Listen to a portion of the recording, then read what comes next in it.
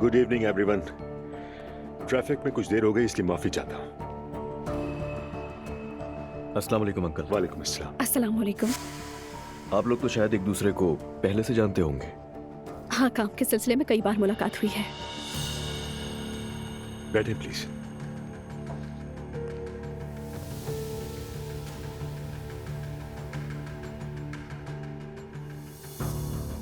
कैसे हो उमर तुम? जी शुक्र है भाभी।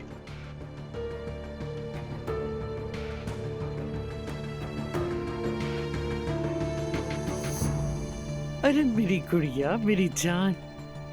मॉम कहाँ है? बाहर गई। कहाँ गई हैं?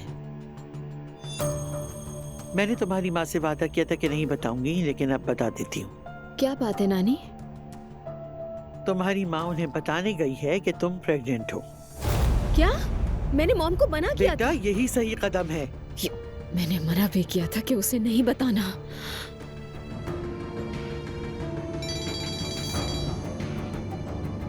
हाँ बोलो दुआ। मॉम घर वापस आए। दुआ, ये मसला तुम्हारे हाथ से निकल चुका है। क्या मतलब हाथ से निकल गया? मैं कह रही हूँ घर वापस आए फौरन। दुआ, तुम मेरी बेटी हो, प्रेगनेंसी को राज रखना किसी तरह मुनासिब नहीं है। अरे मॉम। दुआ, तुम आराम से बैठ जाओ। नानी जान, आप बीच में मत आए। क्या हो रहा है यहाँ? तुम्हारी बहन पागल हो गई है। आपा? आपा? नानी क्या हुआ है?